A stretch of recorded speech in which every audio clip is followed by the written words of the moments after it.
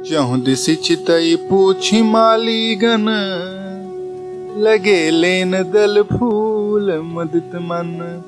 तेहि अवसर सीता तह आई, गिरजा पूजन जननी पठाई। यह प्रसंग उस समय का है जब ऋषि विश्वामित्र श्री राम जी को और लक्ष्मण जी को जानकी के घर जनकपुरी लेकर के आते हैं धनुष यज्ञ के लिए, और राम और लक्ष्मण एक वाटिका में पुष्प लेने के लिए गए हुए होते हैं।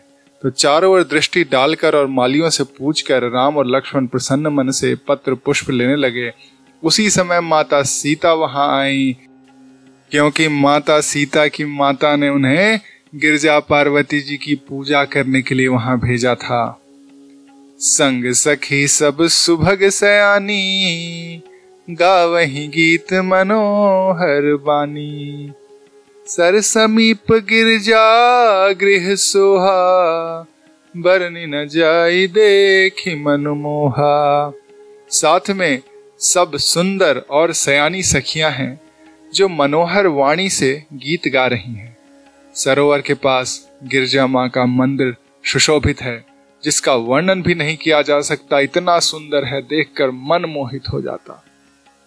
मज्जनु करी सर सखिन समेता, गई मुदित मन गौरी निकेता। पूजा कीन्ह अधिक अनुरागा, निज अनुरूप सुभग बरु मागा। सखियों सहित सरोवर में स्नान करके माता सीता प्रसन्न मन से गिरिजा जी के मंदिर में जाती हैं।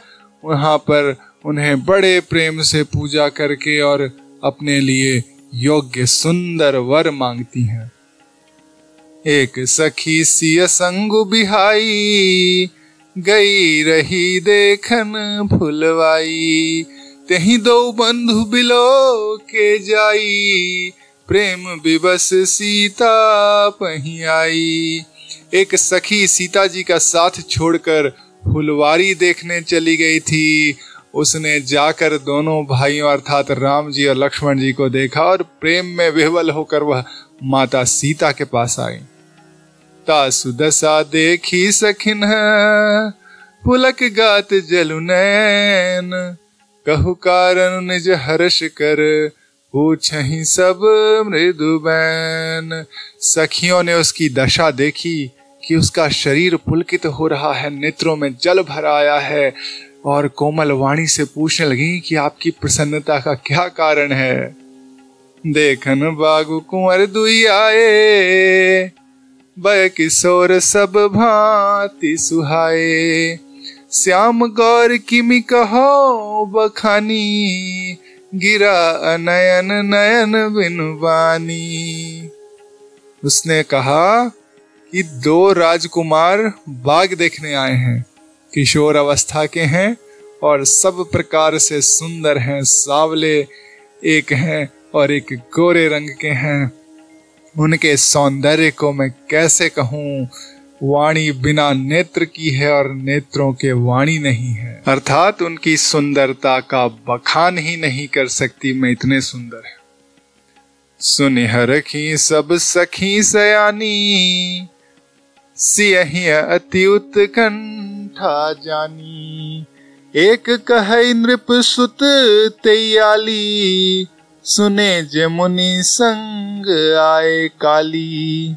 यह सुनकर और सीता जी के मन में बहुत उत्सुकता हुई, उत्कंठा हुई।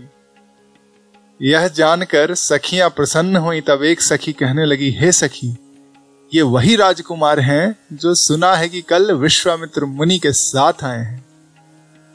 जिन्ह निज रूप मोहनी डारी, कीन्हे स्व बस नगर नर नारी।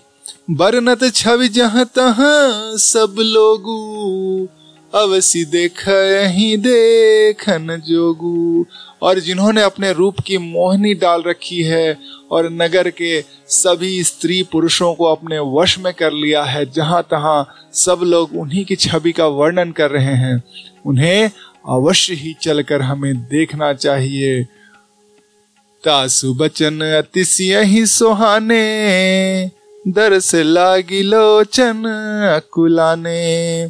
चली अग्र करी प्रिय सखी सोई, प्रीति पुरातन लखई न कोई। उनके वचन सीता जी को अत्यंत ही प्रिय लगे और दर्शन के लिए उनके नेत्र अकुला उठे। उसी प्यारी सखी को आगे करके माता सीता चली। पुरानी प्रीत को भी कोई छोड़ नहीं सकता। सुमिरि सिय नारद बचन, उपजी प्रीत पुनीत। चकित बिलोकति सकल दिसी, जनु शिशु मृगी सभीत। नारद जी के वचनों का स्मरण करके सीता जी के मन में पवित्र प्रीति उत्पन्न हुई। वे चकित होकर सब ओर इस तरह से देख रही हैं मानो डरी हुई मृगछौनी इधर उधर देख रही है। क्या उत्तम उपमा देते हैं महाराज तुलसीदास जी। कंकण किंकिन नुपुर धुनि सुनी, कहत लखन सन राम हृदय गुनी। मानहु मदन दुंदुभि दीन्ही, मनसावे स्व विजय कह कीन्ही। कंकण अर्थात हाथ के कड़े, करधनी और पाजेब के शब्द सुनकर श्री रामचंद्र जी हृदय में विचार करके लक्ष्मण से कहते हैं कि यह ऐसी ध्वनि कहां से आ रही है, मानो कामदेव ने विश्व को जीतने का संकल्प करके डंके पर चोट मारी हो। अस कही फिर चितए तेहि ओरा, सिय मुखी शशि भय नयन चकोरा। भय बिलोचन चारु अचंचल, मनहु सकुच निमित जे दिगंचल। ऐसा कहकर श्री राम जी ने फिर उस ओर देखा जिस ओर माता सीता थी। माँ सीता के मुख रूपी चंद्रमा को निहारने के लिए उनके नेत्र चकोर बन गए। सुंदर नेत्र स्थिर हो गए, टकटकी लग गई, मानो निमि अर्थात जनक जी के पूर्वज ने, जिनका सभी पलकों में निवास माना गया है। लड़की दामाद के मिलन प्रसंग को देखना उचित नहीं, इस भाव से सकुचाकर पलकें छोड़ दी, पलकों में रहना छोड़ दिया, जिससे पलकों का गिरना रुक गया। देखी सिय शोभा सुख पावा, हृदय सराहत बचन नावा। जनु बिरंची सब निज निपुनाई, बिरचि विश्व कहाँ प्रगट दिखाई।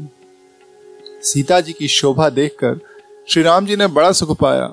हृदय में वे उनकी सराहना करते हैं, किंतु मुख से वचन नहीं निकलते हैं। शोभा ऐसी अनुपम है मानो ब्रह्मा ने अपनी सारी निपुणता को मूर्तिमान करके संसार में प्रकट कर दिया हो। सुंदरता कहूँ सुंदर करई, छवि गृह दीप सिखा जनु बरई। सब उपमा कवि रहे जुठारी, कहीं पट तरौ विदेह कुमारी। सीता जी की शोभा ऐसी सुंदरता है मानो सुंदरता रूपी घर में दीप की लौ जल रही हो। अब तक सुंदरता रूपी भवन में अंधेरा था, वह भवन मानो सीता जी की सुंदरता रूपी दीप शिखा को पाकर जगमगा उठा है। सारी उपमाओं को तो कवियों ने पहले से ही जूठा कर रखा है, कहीं और किसी और की प्रशंसा में इस्तेमाल कर लिया है। तो मैं अभी जनक नंदिनी श्री सीता जी को कैसी उपमा दूं, किस उपमा से उन्हें बुलाऊं। सिय शोभा हिया बरनी प्रभु, आपनी दशा विचारी। बोले सुचि मन अनुज सन, बचन समय अनुहारी। इस प्रकार हृदय में सीता जी की शोभा का वर्णन करके और अपनी दशा को विचार कर प्रभु श्री रामचंद्र जी पवित्र मन से अपने छोटे भाई लक्ष्मण से समय अनुकूल वचन बोलते हैं।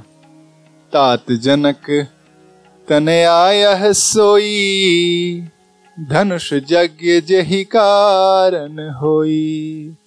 पूजन गौरी सखी ले आई, करत प्रकाश फिरई फुलवाई। हे तात, यह वही जनक जी की कन्या है जिसके लिए धनुष यज्ञ हो रहा है। सखियां इसे गौरी पूजन के लिए यहाँ लाई हैं। यह फुलवारी में प्रकाश करती हुई फिर रही है, ऐसा प्रतीत होता है। जासु बिलो की अलौकिक शोभा, सहज पुनीत मोर मनु शोभा। सो सब कारण जान विधाता, फरक ही सुभद अंग सुनु भ्राता। जिसकी अलौकिक सुंदरता देखकर स्वभाव से ही पवित्र मेरा मन शुद्ध हो गया है।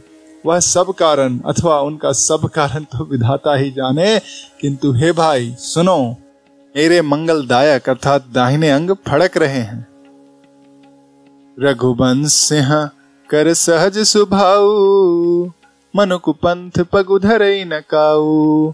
मोहि अतिशय प्रतीत मन केरी, जहि सपने हूँ पर नारी नहेरी। रघुवंशियों का यह सहज ही स्वभाव है कि उनका मन कभी कुमार्ग पर नहीं जाता।